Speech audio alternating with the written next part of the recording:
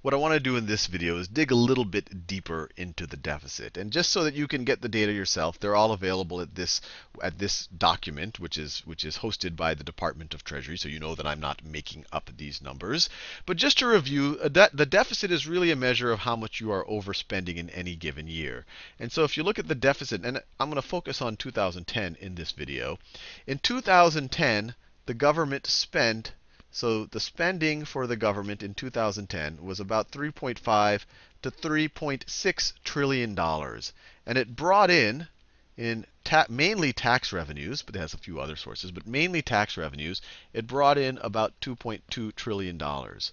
So based on this, the overspending, or the amount of money beyond which or the amount of spending beyond the revenues, or the deficit in 2010 was $1.3 trillion dollars. What I want to be clear on is this is only one way to account for spending versus revenues. And this is not the way that most companies would primarily report their own income over the course of the year, or their own cost, or their own loss over the course of the year. Most companies would not just have to account for their cash outlays. And that's all we're considering in this $3.5 to $3.6 trillion dollars. A traditional company would also have to include any other liabilities or any other obligations they're taking on. For example, if I hire you and I promise to pay you $50,000 over the course of the next year, and I'm going to pay them to you in cash, but I also promise that when you retire, I'm going to pay you $10,000. I'm going to give you a $10,000 per year pension. On a traditional income statement, I would not just expense the $50,000. I would definitely put that in my expenses, and the government would put that in their expenses. But I would also have to account for this liability that I'm taking on. I would also have to say, look, in order for me to be able to afford a $10,000 pension at some future date, I'd have to make some estimates about when you would retire and how long you would live and what interest I could get on money and all of the rest. But I would have to say I would have to set aside some amount of money so that in the future I can meet that obligation. So maybe I have to set aside $2,000 this year and hope it grows properly over the course of the next 20, 30 years until you retire so that I can afford to pay you that much. Who knows? But I would also have to account for it right here, that extra liability. The government, in the calculation of the deficit, does not account for that extra liability. And it is taking on other liabilities. It is making these pension promises to government employees. It has obligations to the veterans and Veterans Affairs and all of that. And that is not taken account, or that is not accounted for in the deficit. It is accounted for in the gross costs. And you see here, we said when we look at just the budget, we're talking $3.5 to $3.6 trillion dollars. That's direct cash outlays, or mostly direct cash outlays. If you include all of this other stuff, then it balloons to $4.5 trillion dollars. $4.5 trillion dollars. So in a previous video, I mentioned that the government right now, for every dollar that it's spending, it has to borrow 40 cents of that dollar. But if you really think about the total obligations that it has, and the total obligations being 4.5 trillion it took on, viewed that way, it only has about half of that. It only has about half of that coming in revenue. So every dollar in revenue, the government is taking on an equal amount of obligations that year. Some of that is going to express itself in terms of increased debt, and some of that is just going to show up as increased obligations. And you can see both of those things are increasing year after year after year.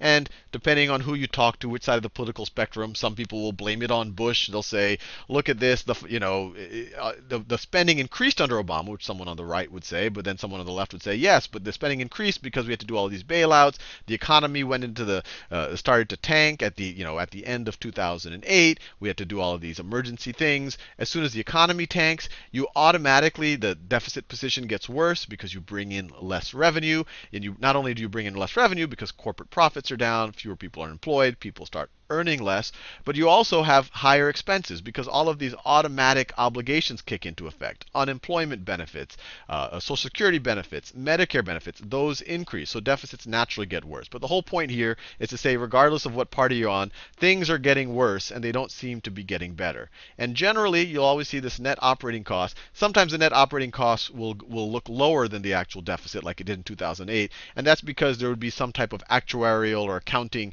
re-estimate of the future obligations, maybe the pension obligations or whatever. But in most years, we're taking on more obligations than just our cash outlays. And that's why you see the operating costs so much higher than just just the pure deficit right over here. And this chart right over here actually goes into what some of those, what the difference is, the actual difference. And you see that it's mainly things like liabilities for veterans compensation, military and civilian employee benefits, government-sponsored enterprises. There's some downward revision of the TARP. I don't think you can see that. So all of a sudden you realize that the TARP is going to cost us more in the future than you thought it was going to be. Even though you don't spend that 86 billion this year, you realize that you have an 86 billion higher obligation. And so if you add all of these, or I guess you subtract all of these from the budget deficit, then you're going to get the net operating costs. And you might already find that depressing, but the point of this video is actually that's just the beginning. Because if you look at where we're going, the trajectory, it gets even more depressing.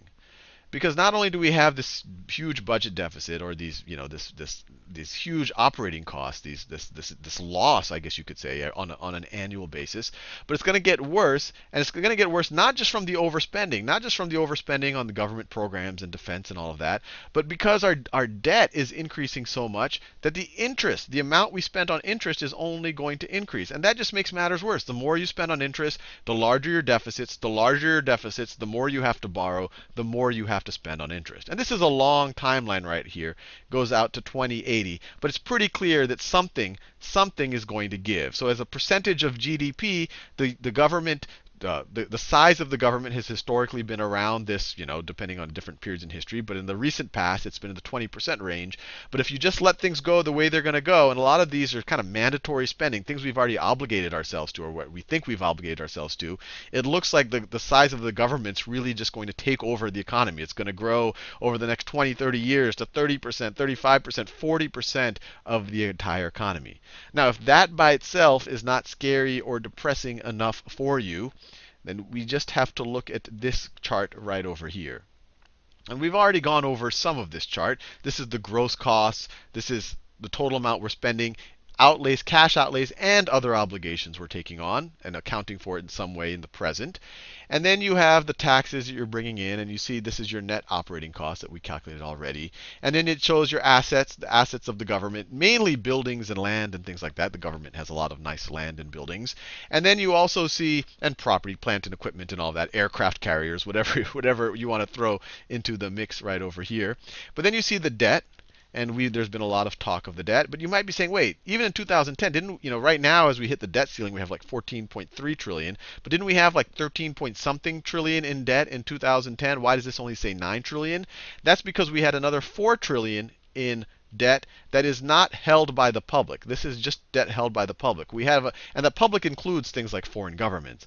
But there's another 4 trillion that is held by the government itself. So that is not accounted for. And that 4 trillion is mainly excess funds from the Social Security Trust that are all invested in treasuries. But the government, in the end of the day, is responsible for the Social Security Trust, and so it is not accounted for right over here. So you have 9 trillion there. You have another 6 trillion that is seldom talked about, which is benefits for federal employees and veterans. That's right over here. So huge obligation. So a total of 16 trillion in liabilities.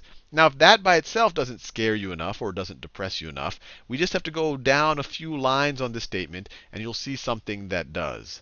And this right here is the expected or the present value of the obligations for social insurance. And the way that they talk about social insurance, it's both Social Security and things like Medicare. So these things that we've promised we would pay to people in the future, or at least that we've told people that we will pay them in the future.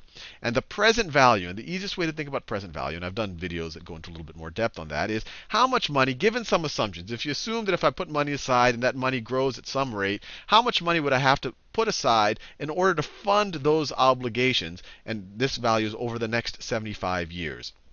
And I want to make it clear. You might say, oh, 75 years, that's, of course it's going to be a huge number. But remember, we're assuming that we can grow money. We're assuming that obligations that are 75 years from now, that if I have to pay someone $10 75 years from now, I don't have to put $10 aside. I might only have to put 50 cents or a dollar aside and assume that that 50 cents or a dollar will grow by some percentage so that by the time 75 years go by, I'll actually have that $10. So this isn't this is actually a discounted value. This is assuming that the money that you could set aside today, that the obligation today, that it would grow to actually fulfill the actual amount that you have to pay.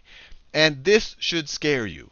These are huge numbers. This closed group are what they call the current participants, and we could read the footnotes. Includes current participants receiving and or are eligible to receive benefits for the Social Security and Medicare programs ages 15 and over at the start of the 75-year projection period.